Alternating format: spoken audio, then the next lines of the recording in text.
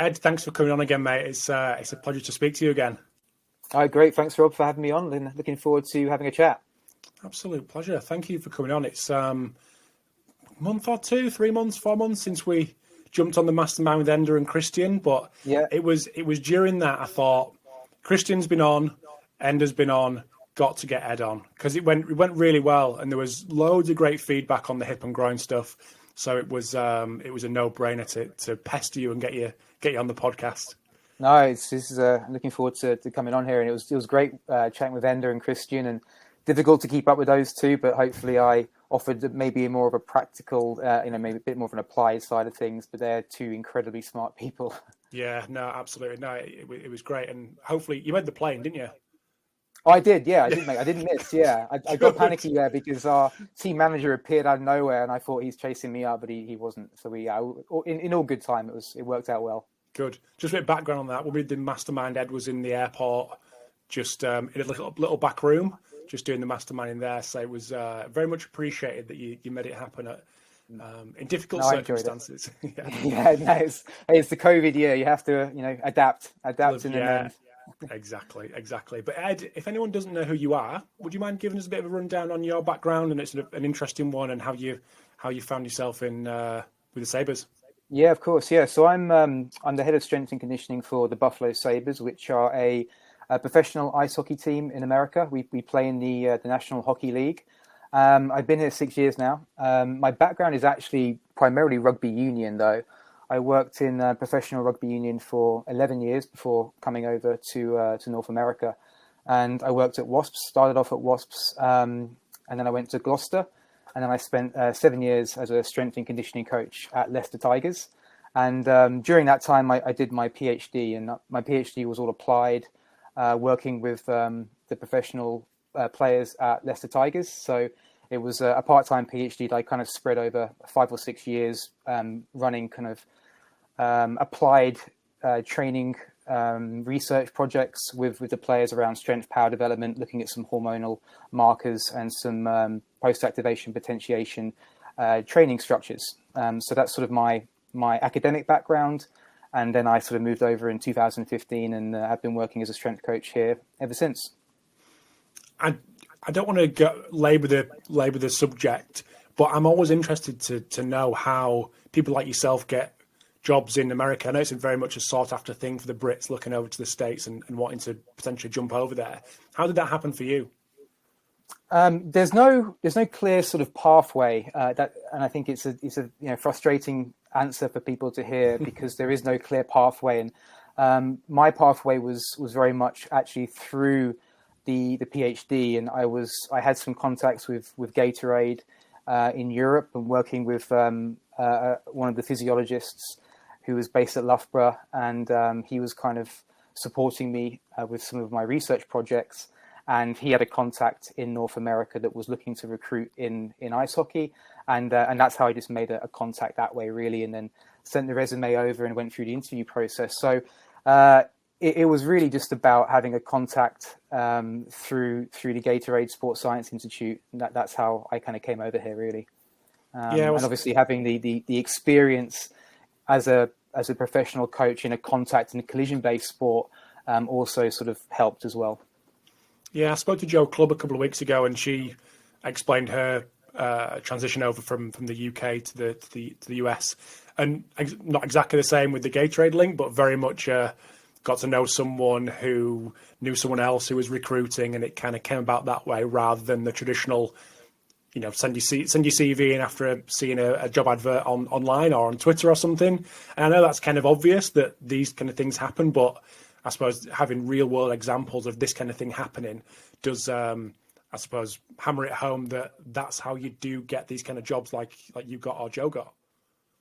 Yeah, I think from my what I reflect on my process was really broadening your connections and broadening your the market of people that you interact with is very valuable. I know it's done a lot on social media nowadays, but for me, I was working for 10, 11 years full-time in professional rugby union, and I had links in rugby union, but actually doing the academic side of things as well with the PhD, that opened up a few more doors to meeting different people in different environments.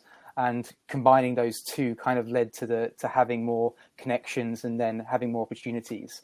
So that really would be what I would kind of recommend to people, making sure you have multiple avenues and not just having kind of one focus, which might be your applied environment, having multiple areas of academia or social media and keeping those pathways open. When did you finish your PhD, Ed? 2015, I finished. Okay. I started in 2009, so it took me quite some time to get through it. Yeah. Okay, because I suppose industry-based PhDs are quite the thing now, but I guess in 2009 when you started, that was probably one of the first ones to go through that kind of thing. Was it quite a novel thing at the time? Or not? It may have been. Yeah, okay. I haven't actually reflected on that too much. I know I've had a couple of people contact me recently who are doing this now, who are conducting applied research with professional athletes as a full-time strength coach or as a full-time sports scientist. And it just makes sense.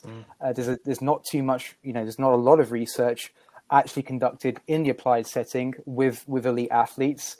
So if you do want to do something that's research-based, it makes sense to try and go down that route and get a qualification out of it. And yeah, at the time in 2009, I actually started off on an MPhil at the University of Bath, so a research-based master's. And then I came to the end of that in 2012, something like that, and then just decided to carry it on and complete the PhD. So it wasn't, I started out in 2009 on a PhD. Okay. It started out as a research master's because that was more interesting to me than doing a taught master's. And then it just kind of evolved and continued until I completed the PhD. And the green card's done? Yeah, on its way. Okay, just waiting for interview now. So yeah, on its way. Okay, nice. Just waiting to hopefully get back to the UK and complete that process. Okay, yeah. So you've got to come back here to do it to then go back? That's right. Yep, get back to the UK. So COVID has sort of slowed a few things down there, but good to see the UK is opening up again.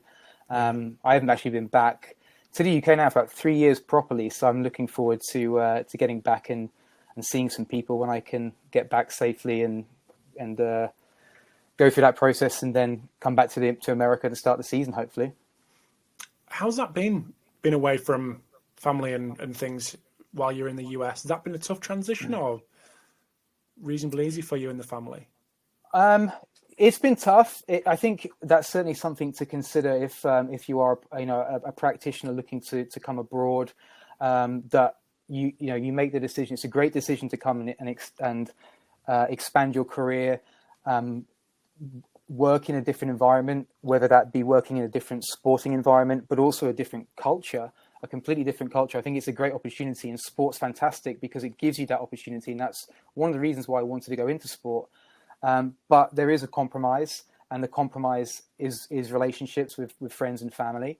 There are members of my family that I haven't seen for 3 years, and there are members of my family that I've seen only once or twice, nieces and nephews and godchildren, stuff like that. So that is a compromise that you make when you decide to come over. And obviously the COVID situation really impacted us last year, and my wife ended up sort of getting stuck in the UK and couldn't come back over. So we were separated for about 8-9 months.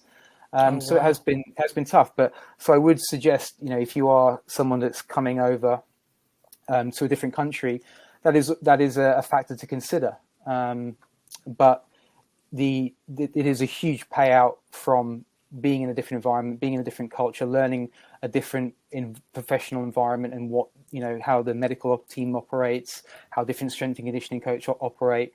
That's been an incredibly valuable experience for me. Mm-hmm.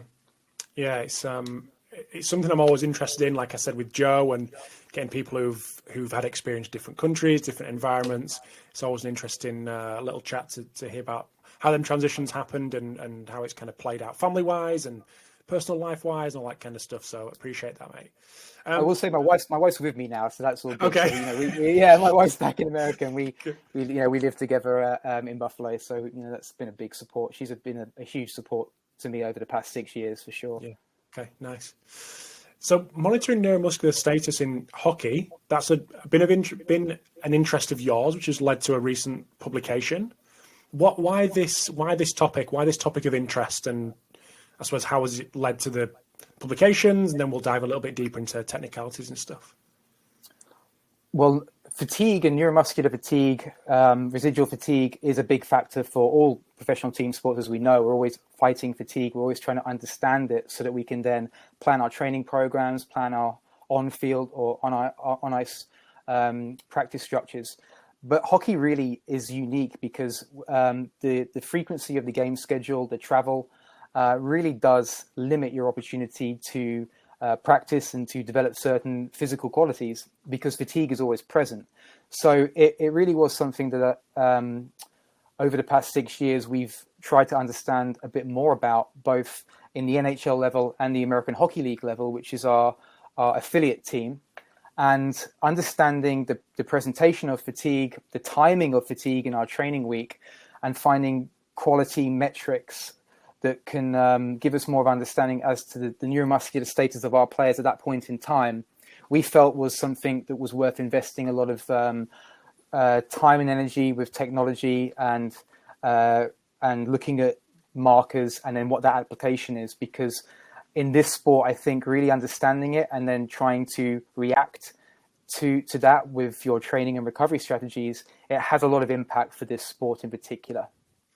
Was that something that you looked at in your time in the UK with rugby? I guess the schedule was completely different, but yeah, no, I would say my time in Rugby Union was very much focused on enhancing physical markers. So, looking into adaptive physiology around how we improve RFD, late RFD, how can we maximize strength adaptation, neural and morphological, how can we improve the opportunity to transfer power training to the field. So very much the things that I was looking at in Rugby Union, particularly with going down the PhD side of things, I was looking much more at physical performance outputs, looking at very much mechanical outputs like peak forces, rate of force developments, and the training strategies which improve those measures. And then coming into ice hockey, I felt that looking now more at the chronic, the acute, the chronic, the effects of fatigue and how we can identify these would be a valuable thing to do based on the type of environment that hockey is. So coming to the hockey environment, this is something that you're interested in. You think it'd be valuable to look into this area because of the nature of the game and the nature of the schedule. Where did you start? What was the first port of call for you to dive into this area? The first port of call was playing around with counter movement jump testing primarily, and identifying a basic strategy and a time in the week where we felt we could start to get some reliable data that gave us a bit of an indication of where our players were at, and so we started to just implement a protocol after the day off, and we started to, we identified that this would be the best time where we can see at least there's some control after the fatiguing stimulus, which is the game.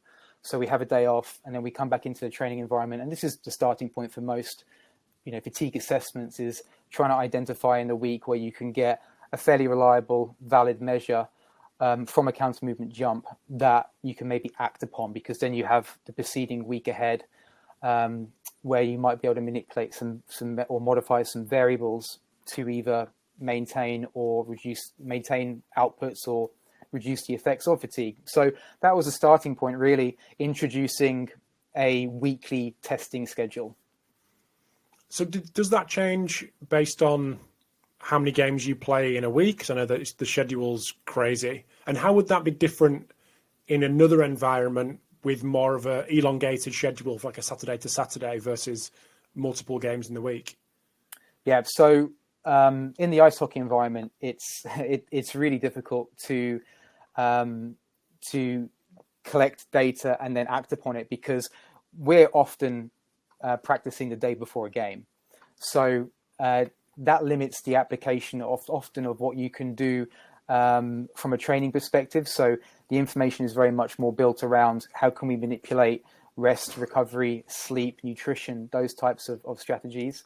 And maybe I'll talk a bit more about this as we go forward, but adding in the metric in conjunction with some on ice accelerometry variables to give us a bit more of a deeper understanding as to what the level of fatigue is. And then it may get to the point where do we have to manipulate some of the reps on the ice during a practice session? So in ice hockey, when we collect the data, we have a very short time period to act upon it. And we have maybe a limited amount of things mechanically that we can change to try and pull them back from the brink. But, cumulatively as the weeks progress and we can start looking at it more frequently, regardless of how the game schedule is, then we can hopefully try and change more kind of variables at a macro level, such as rep number on the ice if we have to, or the focus of the gym-based sessions. If you've got more of a longer period of time, like a rugby union, then you can start to identify a little bit more of what the loci of fatigue might be. So if you're testing, the team 24 or 48 hours after a game, you might be witnessing fatigue which manifests more in the physical output kind of area. But that might subside as if you tested them midweek, where you might see fatigue manifest more from a stretch shortening cycle perspective. So it might actually be useful testing team sport athletes who have more of a week-to-week type structure with games, maybe midweek, where you get to see a bit more of the residual effects of fatigue from that Saturday game. And that might influence then how much plyometric work you might do the following day, or how much speed, acceleration, agility work you might do leading into the following Saturday game. So really it's about understanding what your weekly structure is when you add the sort of fatigue measurement into the week, and that will dictate the type of fatigue that you're looking at. So we'll have a little chat in a minute about how you change things and what that actually looks like. But from a protocol point of view, what does that look like? What's the CMJ protocol for you at the Sabres? So the paper that we published, we were actually utilizing linear position transducers. So we were using GymAware, and it's always a counter movement jump with a dowel. So we remove the effects of arm swing. So we're just isolating the movement pattern, and the athletes. We performed the study actually in the American Hockey League, where we have more of a traditional structure down there, which is why the data was so clean and publishable. So we have more of a structure where on Mondays, Tuesdays, Wednesdays, we might have practice, and then they're playing games Fridays, Saturdays, and Sundays. So they may be playing 2 or 3 games a week, but we have more of a consistent weekly structure. And earlier in the week are our practice days. We have a day off on the Sunday, for example, and then we come into the week on the Monday. So that's where we would be performing the testing in that environment. In the National Hockey League, it's a lot different, and the results that we get, we have to always contextualize based on the game before, the game schedule, and where we are in the week. So it's a little bit more muddled. Still useful though. But the protocols that we have been employing are a basic counter movement jump with a linear position transducer, and the markers that we break it down into are: we look at a physical performance output, which is jump height for us. We'll look at a kinematic output, so the measure of the output from the movement, so things like peak velocity, average velocity, and we'll also importantly look at a movement strategy output. So how did they perform the movement to get to the jump height that we're seeing? And that for us was dip. So that was our protocol that we employed, and we employ it throughout the whole season. Every week, our athletes will go through that. We're currently have transitioned into utilizing force plates. So the protocol is exactly the same. We'll use hands on hips instead of a dowel, and the bilateral force plates give us a lot more information because we can look at factors to do with symmetry left to right. We can look at more kinetic measures such as braking force and propulsive forces, but we still will stick to the same principle of what we act upon. We still look at jump height. We still look at a measure of movement strategy or eccentric functioning, and we'll look at a velocity as well. So even though the technology is different, we'll still assess and analyze the same variables that we deem to be important for highlighting fatigue. So is there any other ways that people may have opportunity to measure neuromuscular fatigue, barring the two that you've just mentioned, linear position transducer and force plate? And if Yeah. so, what are the pros and cons of those options? So obviously, force platforms are the most expensive. Then working back, you're looking at linear position transducers, which can be expensive as well. But at the very basic level, I think contact mat assessments are still very, very useful, because you want to be looking at a movement strategy measure, because this has been proven now to be the most sensitive metric for neuromuscular fatigue, because fatigue manifests itself particularly in the later sort of days, 48 to 72 hours after the fatiguing stimulus or the game, manifests primarily as a reduction in stretch shortening cycle functioning. So very much like a neural effect of fatigue, reducing muscles, tendon stiffness, these type of factors. These factors need to be identified, and you're not going to identify that necessarily by just looking at a performance output like jump height or power output or force output, which is often why people, when they measure a CMJ, 24, 48 hours after a game of rugby, they're like, oh, your power's back, it looks good, so we're not fatigued. Well, actually, you're not looking at the variable which is actually demonstrating the true effect of neuromuscular fatigue, which can be a disruption to eccentric control. So going back to the most basic form of this, a contact mat gives you contact time and flight time. It gives you a measure of jump height. So you can use a measure such as a modified RSI, which is jump height times contact time.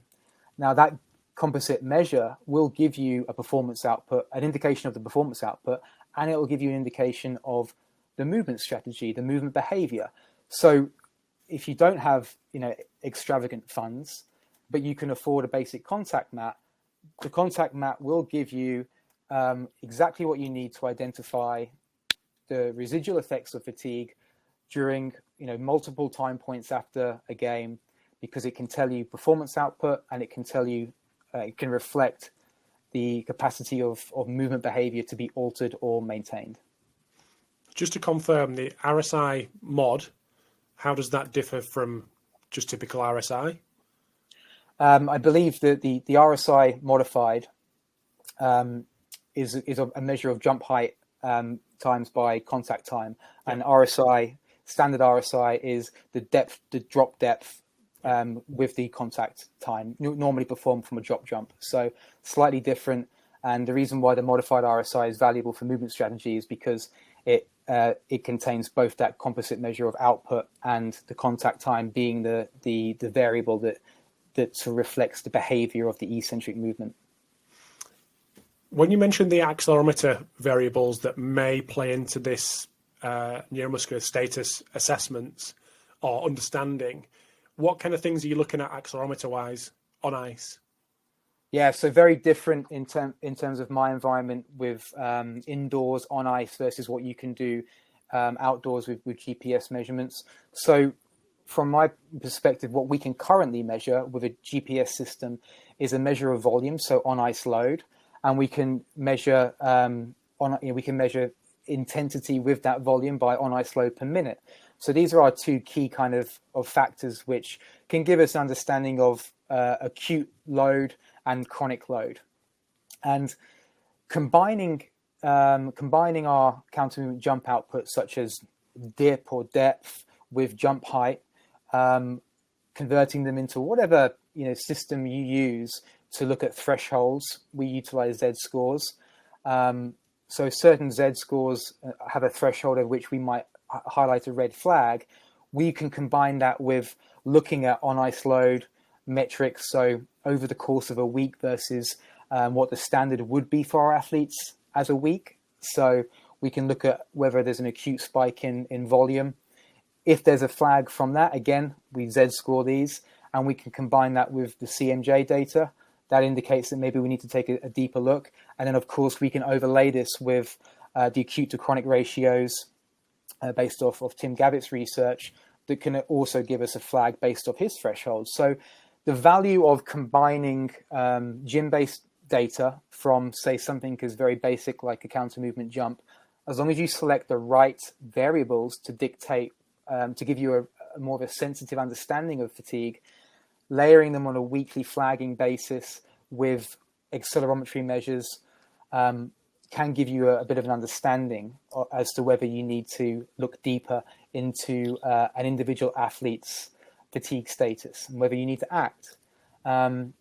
Now, we're starting in ice hockey now to move into the areas where soccer and rugby and field-based sports have been in for many years, where we can go deeper into the data of external load metrics. So we currently are looking at the macro with volume and intensity measures, but now we can start to go a little bit deeper from local positioning systems, and we can start to look at max velocities, we can start to look at accelerations, change of direction frequencies and intensities.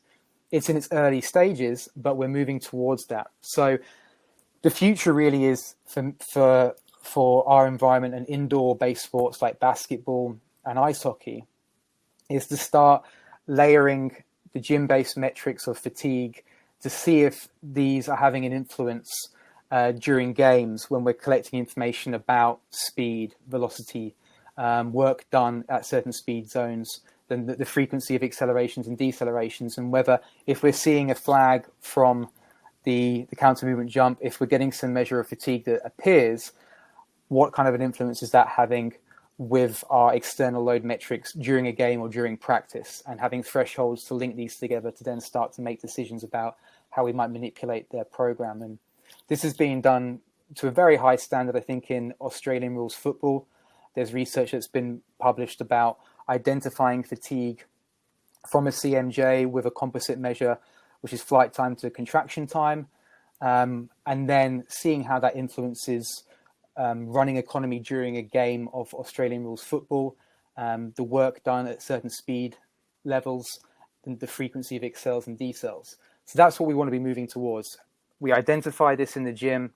How does it impact how our athletes are performing from a movement behavior perspective? Just coming back to your counter movement jump assessments, I'm going to ask you the £64,000 or $64,000 question. At what point are you intervening? What's the flagging system that you mentioned there that indicates that, okay, that needs more investigation, or that needs a conversation, or that may ultimately need some sort of alterations in training? So where we're currently at is we'll utilize like I mentioned, the three primary things that we can hang our hat on right now are the dip for the depth of the jump. We can look at the on-ice load from a weekly perspective relative to the average over the course of the past 3 months. So what do they normally do in a week, and where are they currently at rolling? And then we look at our acute to chronic on-ice load ratios. So those are our three tools at the moment, and we want to get more. But I'll look right now at when we drop below a certain Z score, so around about 1 standard deviation below the mean, but we're looking at around about 0.8 minus of a Z score, we get a flag. And it's sort of, based on the best kind of information or thresholds that we can translate into our data. So that will give us a flag for an individual. So it's all based off the individual's value. So it's relative to what their change thresholds will be. It's not done at the group level. And then we can obviously do the same thing with on-ice load on a weekly basis and the acute to chronic. If we get just a flag with the jump score, but we're fine with our external load metrics for the week, then that's just a conversation of how are you sleeping, what happened this morning to put you in a state where we're seeing a little bit of a neuromuscular compromised position. If we have nothing else that suggests that they're struggling with the volume of skating load, or that from an acute to chronic perspective, their preparation is sufficient for what they're currently performing, then it will just be, maybe we just manipulate some things in the gym. We might reduce some of the higher intensity work and maybe focus on things which might not be as metabolically costing.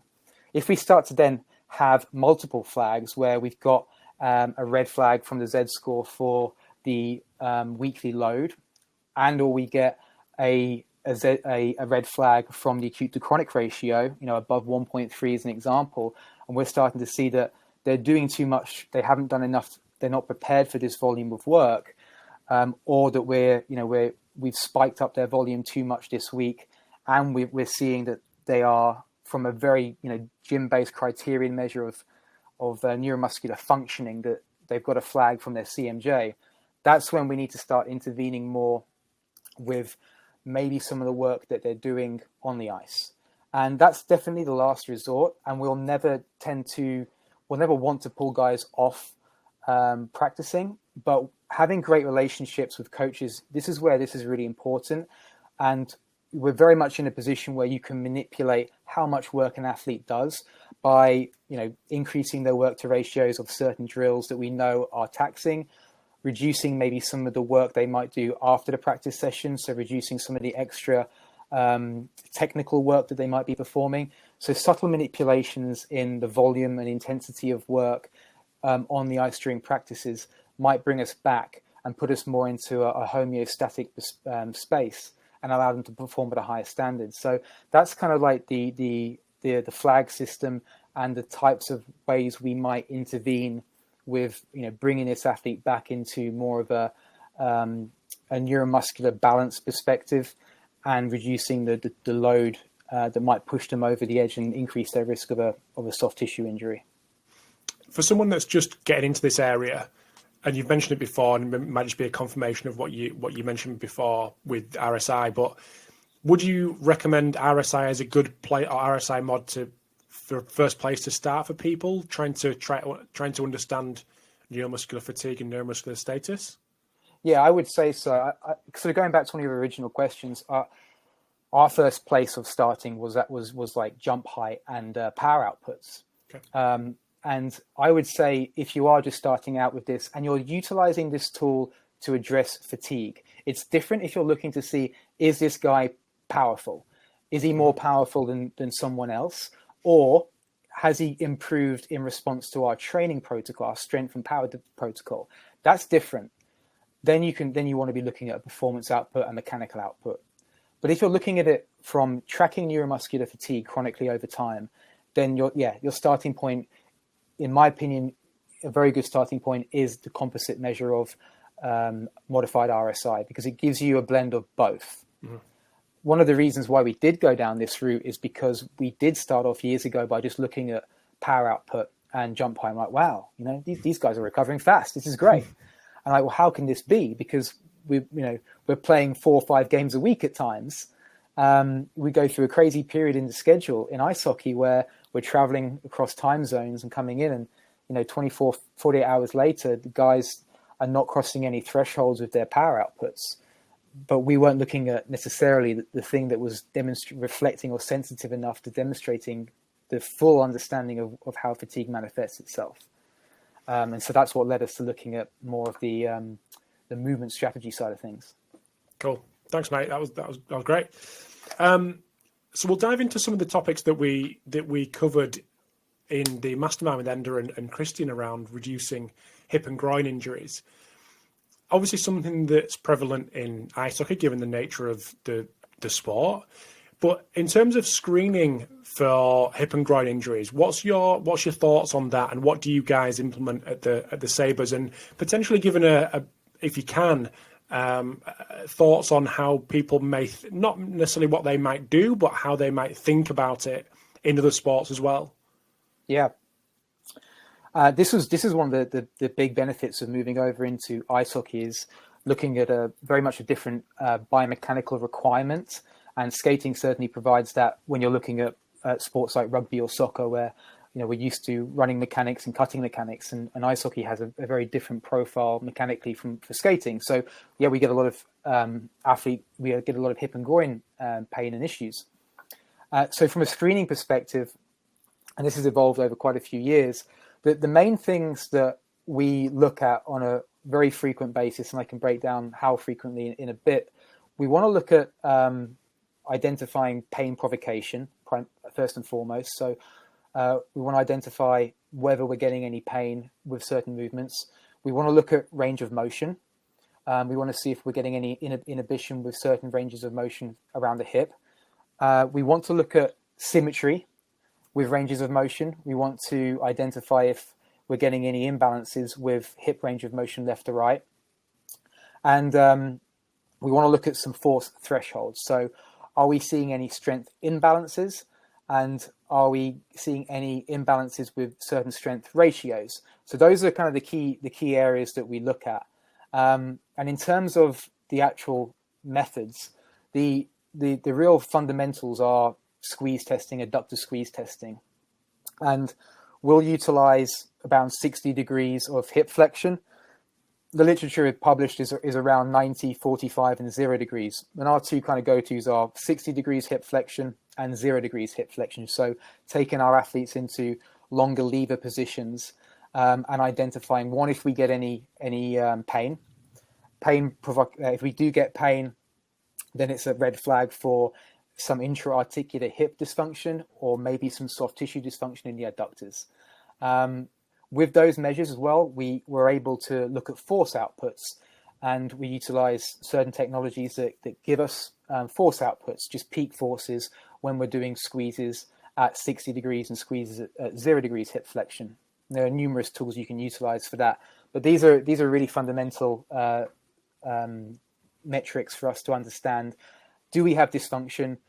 Do we have lower force outputs? Do we have inhibition? And do we have pain?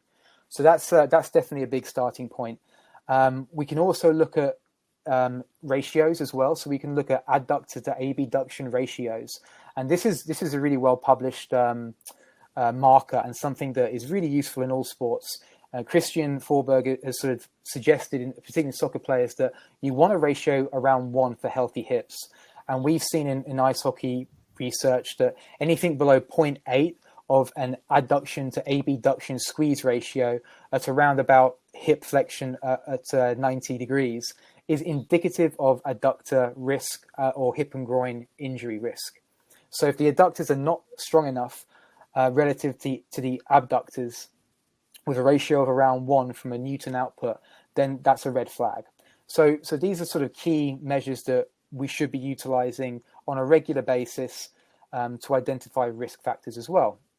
The other thing that we have to be looking at are ranges of motion around the hip. So we need to look at strength, we need to look at symmetries, we have to also look at ranges of motion. And hip internal range of motion is critical for ice hockey players. And so is external rotation. If we drop below a certain hip internal rotation, around about 30 degrees, it's very indicative that there's something pathological going on inside that hip joint that could predispose them to injury. And this is definitely a field test measure that you can implement on a very frequent basis because it's not invasive, it doesn't have a real metabolic cost. So identifying internal to external range of motion, active and passive, is really important as well, because what an athlete can generate from a passive stretch or a passive test might not be the same from what they can actually initiate when we're asking them to actively develop internal range of motion space.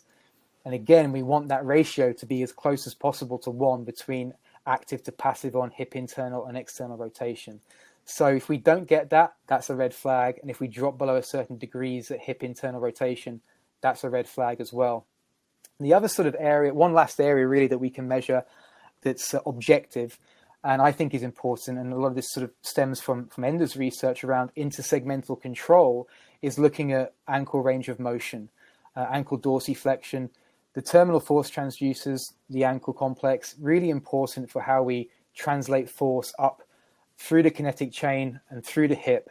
If we've got dysfunction there, if we've got poor range of motion, particularly with our ice hockey players who spend so much time at a fixed position in the hockey boot, then that's also a risk factor for us as well. And a lot of the players that I have who have hip and groin problems, whether it be an intra-articular hip issue or if it be an adductor strain, they have poor control around the ankle, poor range of motion around the ankle. So that's another area that I think can be implemented pretty easily into an applied environment. So are some of these, what you've mentioned there, implemented on a daily basis as a monitoring tool? And if so, which ones? Yep. So certainly anything that's range of motion oriented can be implemented on a daily basis. And with our players who we have red flagged for risk around hip and groin, injury or have pain or dysfunction, very much on a weekly basis, 2-3 times a week, we'll be looking at checking those ranges of motion, particularly after a game, to see if we're getting any inhibition. I think from a force production perspective, it's really down to how often you can safely implement those strategies. At the NHL level, it's very difficult for us to get our athletes through that type of testing as often as we would like. I certainly try and aim to bring that type of testing in at the end of my season phases. So I normally get to periodize my season into 4 to 5 blocks based on travel, schedule, natural breaks within the season. And normally when we come to an end of that block, it coincides where we might have a couple of extra practice days before we have another game. So that would be when I try to bring in more of my neuromuscular force testing, like groin squeezes, adduction to abduction ratios. So as frequently as you can safely bring those into your program, if you're working in an environment that's a Saturday to Saturday, it can just form part of your strength training stimulus. It fits into that testing equals training, training equals testing paradigm, which we all like to sort of try and emulate, but it's very difficult to. But, you have more freedom in that way. I think that in my training program, isometrics form an incredibly vital component of how I maintain motor unit recruitment at various lengths. So if you have more time in the week and you can bring out your testing devices to just do the same type of the same type of movement that you would do with the test anyway, you might as well click some numbers on it. So, if you have that freedom, you should definitely be doing that. So yeah, that's kind of how often I would bring that type of measurement in, as often as I can. But for me, it probably happens 4 times, 5 times a season, including, pre-season testing. Is there anything additionally that you would do isometric wise over and above the same positions that you want to test and use that as the training stimulus as well? Yes, yeah. So, okay. And this season's been a particularly interesting one from a learning perspective because, whilst the NHL season is difficult and a high game frequency anyway, this year has been even more condensed. So we were operating around about a game every 1.4 days this year. So we really were tight for time. Yeah. So that, as you can imagine, that limits how much heavy isotonic training you can perform, because there's a metabolic cost of that. There's a big central aspect of that as well. We don't want to keep compounding fatigue, but we also want to maximize strength and maintain strength as best we can. So isometrics certainly, form an important part of how we train, because we can isolate joint angles that we deem important for maximizing strength adaptation. We can do multiple overcoming isometrics, build up time under tension. We get that motor unit recruitment response, but we don't necessarily get the same fatigue. We don't get that same metabolic cost. We don't get that same residual effect that might carry over into the days that follow. So it's a really valuable stimulus for us in the environment I work in. So yeah, with the adductors, we're always trying to inject an isometric stimulus where we can take them into ranges that we deem to be at risk. And you don't necessarily have to go in with super maximal overcoming isometrics or ballistic isometrics, but certainly yielding isometrics where we develop more time under tension at those longer muscle lengths are very valuable. So we can take our athletes into positions where we may be working more on the descending limb of the force length tension relationship, the area where we deem them to be at greater risk, where we might not have as good a motor unit recruitment and activation potential. And we can take our guys into time under tension. So exercises like Copenhagen's are really valuable for us. We can do long lever, side plank iso holds. And at times, if I can manipulate smaller coach to player ratios, we can do manual isometrics as well. So they certainly form a cornerstone of my training program. And what's great about isometrics as well is that there is evidence to suggest that there are a little bit of up and down carryover within sort of 20 to 40 degrees of the joint that you're isolating. So you do get a bit of carryover. So you can work multi-joint angles, but you can also be sure if you do work multi-joint you have a little bit of activation up and below that specific angle that you're working at, then you're covering a lot of bases in terms of activating muscle fiber at different length tension aspects. So from an injury resistance perspective, particularly around the adductors, really valuable. But also I use them as well for sagittal-based unilateral isometrics for potentiation combined with dynamic movements like a complex as part of our training protocol to maximize strength and improve power. You mentioned the two types of isometrics. Could you just explain them? I've asked everyone who's come on and discussed isometrics, Danny Lum, Alex Natera, the yielding and overcoming, just to... Well, Alex Natera is certainly a lot more intelligent with this side of things than me, but I guess I'm just trying from a basic perspective. Overcoming isometrics require producing force against a much more of a fixed position. So your traditional isometric mid-thigh pulls, your isometric squats against a bar that's fixed in place. And these types of isometrics, we're trying to generate force as hard and fast as possible. So we're actually utilizing more of a rate of force development component, and we're looking to try and get to peak force as fast as we can. So it's a very high intensity neural stimulus that increases motor unit recruitment, increases firing frequency, and then promotes muscle synchronization at that fixed joint angle. So very good for maintaining force production and rate of force production at those fixed positions.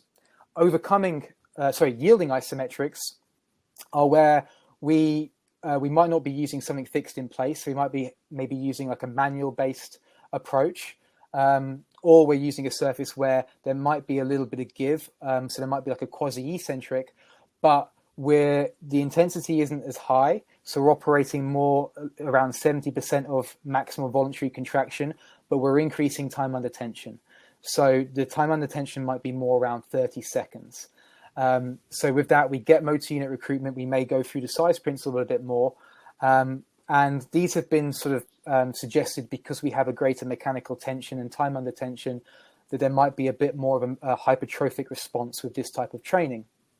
So two slightly different ways of utilizing an isometric, one that has more of a higher neural component, one that may have more of a mechanical time under tension component, and maybe a bit more of a morphological component.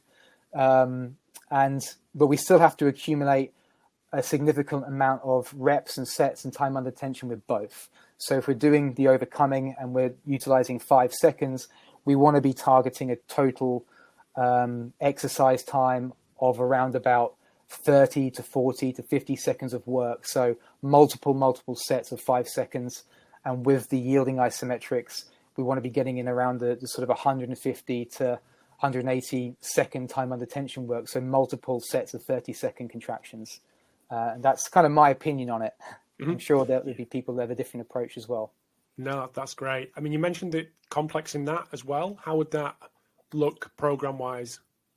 So I like to drop in complex sets in season with my athletes in this environment because I have very limited time and I want to maximize motor unit recruitment, muscle force production, but I also want to utilize that in a dynamic manner as well. So I want to make sure that we're able to stimulate force production quickly. And I might only get one exposure a week. So doing a complex set with isometrics achieves that as best as it can for me. So I'll use an overcoming isometric for these. So we'll use mid-thigh pulls at multiple joint angles, single leg, and we'll combine that with something like a single leg box jump, or we'll do some frontal plane isometrics where we'll be doing a drive in a kind of a lateral lunge position.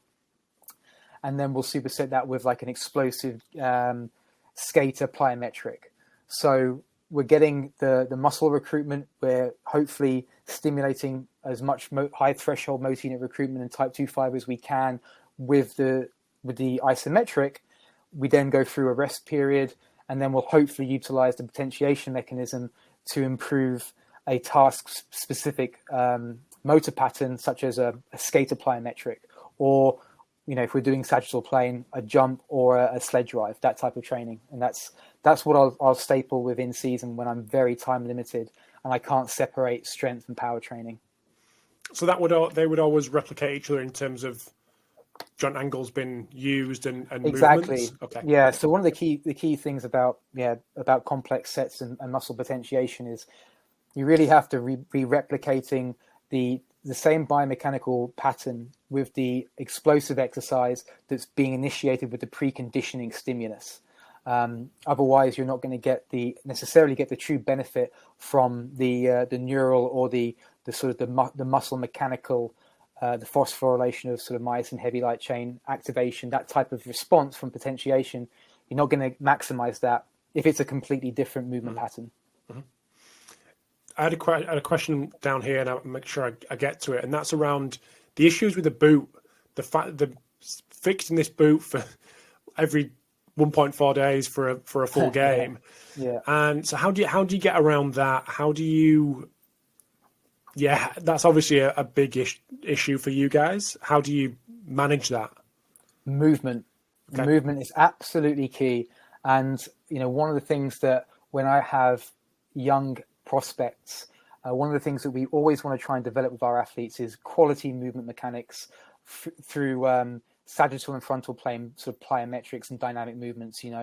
One, they're great for controlling force distribution around the hip. They're great for maintaining good postural alignment and lumbopelvic control, but it's also good for increasing reactivity in the calf complex, getting range of motion through the calf, making sure that we're maximizing that ability to generate and translate force through that terminal force transducer, the calf complex. And you're right, hockey players spend all their time in a boot, and a lot of historically, not so much now, but historically, a lot of hockey players did not come through a training background in their younger days of multi-sports and multi-movement, and improving the mechanics of side shuffling and skipping and cutting and landing and that type of thing.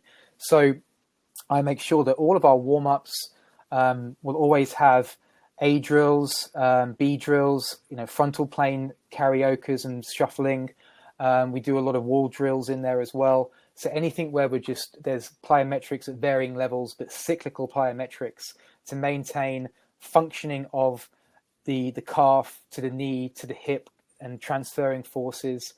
Really important for hockey players in season to make sure that we're utilizing those training tools as a pre-activation and for just maintaining health around joints. For someone that would be unfortunate enough to pick up hip or groin injury, ongoing issues, what's your process to keep them guys on the ice?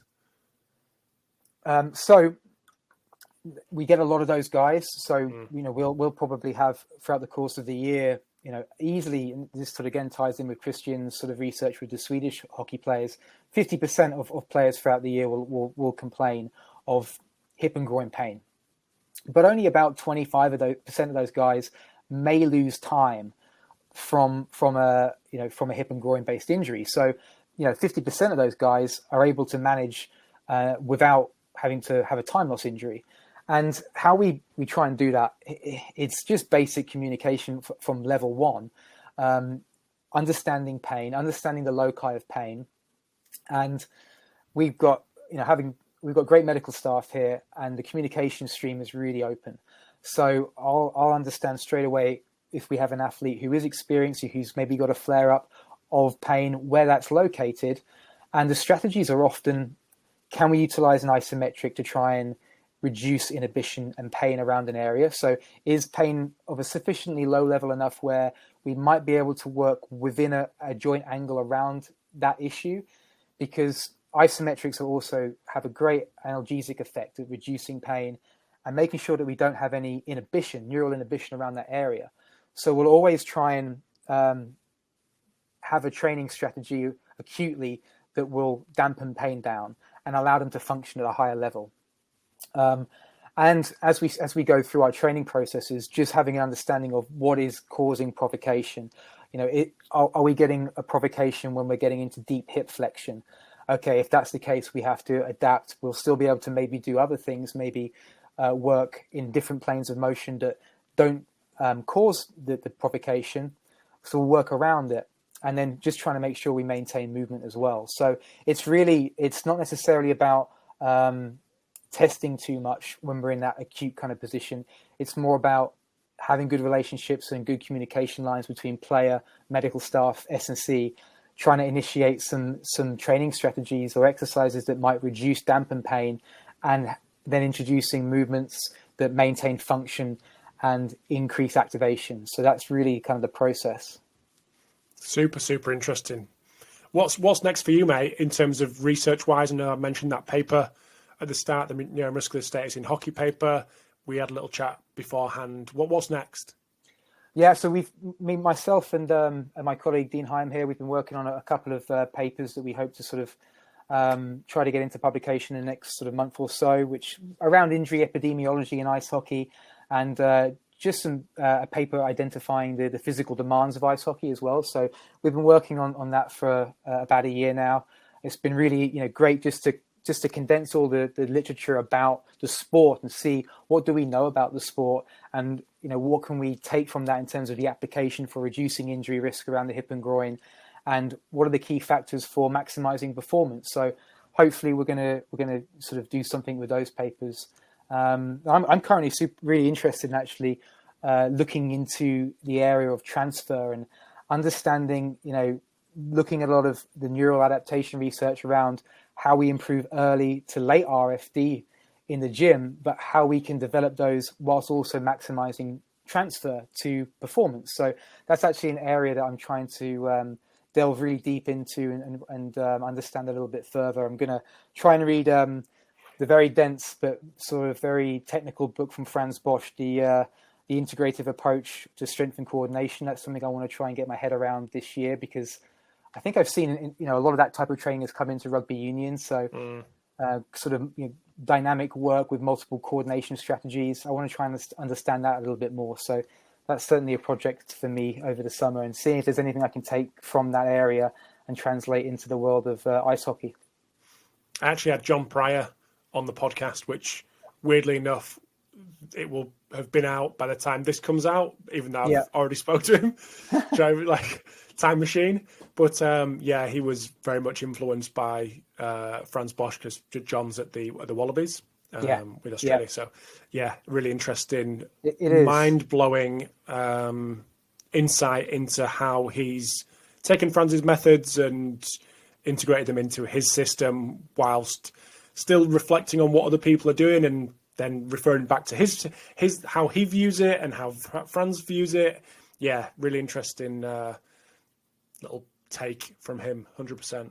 Yeah, I've seen some of John's training videos with the Wallabies, and I've seen some of the Brumbies videos, and I know it's becoming an interesting area of Rugby Union training, and how we can utilize the gym as a driver for primary adaptation around the neuromuscular system, but then what sort of coordination based exercise strategies have some transfer to the multiple movement and mechanical demands of the game. And I think that's definitely the next big area for us to understand in all team sports, for sure.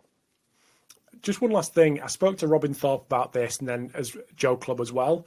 How important is it for you to keep this academic thread running through your career? It's really critical. I believe that we're privileged enough to be in a position to work in an applied environment on a daily basis. And in my view, the way that we can get better and improve is by trying our hardest to understand what is being talked about, published and experimented with in the world of academia that can benefit us to the highest level in the world of applied sport. Now, what we're really good at in applied sport is the soft skills and the arts, and having the relationships with the players to try and maximize engagement, maximize positive behaviors that support performance, having those relationships with coaching staff to try and filter information to them so they can make better decisions about our athletes on field or on ice performance, having relationships with the medical department so we can understand what they feel the athlete needs to incorporate to reduce the risk of injury. And so we spend a lot of time developing those skills, and we're good at it. But I think a lot of the times it can be harder to try and have time to look at what the world of academia is doing and understand that, and then be able to talk to that world and discuss with that world what you feel can be valuable from what is very technical, but the small nuggets that can be impactful in the applied setting. And there is often just small amounts of information or application that can have an impact with elite athletes. But it's really important to make sure that you continue that thread, because that's what's going to help you drive a better program. And I think that I have tried to expand my time that I spend in understanding that world more as I've got older as a strength coach, as I've got sort of to a position where I feel I'm comfortable with how I communicate to different departments and players. I want to try and understand more of what's happening in the academic world that can have an impact with my athletes. So I do think it's an important thing that we should have a percentage of our weekly time focused on. Mm-hmm. Very similar to what Joe and Robin said. So that's cool. Good to know. Anyone that wants to touch base with you, Ed, on anything that we've discussed or anything else for that matter, where's the best place to go? I know you said you're not a massive social media guy, but is there anywhere people can go? Yeah, I love email dialogue, or you can contact me via email. So Rob, please feel free to give anyone my email. Yeah, I'm not great on social media. I'm pretty lazy and not great at engaging on social media. Nothing against it. But I am on Twitter. I can't actually even remember my Twitter handle, but I am I'll also link to on. It, don't worry. Yeah, if you link to it, I'm also on Instagram as well. I think that's an easier handle. But yeah, if you do contact me via those two methods, I will reply. I'm just fairly poor at it. Email's the best bet for sure. Cool. Well, thanks, mate. It's been an absolute pleasure to speak to you again. It's nice to have you in a more comfortable environment rather than in the in the airport like last time. But yeah, it was cold then as well because it was Buffalo in February. So I think we were operating at around about -5 degrees in that airport, in that air hangar. So oh wow, yeah, much more ambient temperature here for me now. Yeah. Good stuff. Well, it's been a pleasure to chat. Thank you for coming on again, and we'll keep in touch, and I'll speak to you soon. Great. Thanks, Rob. Always a pleasure. Thanks, Ed.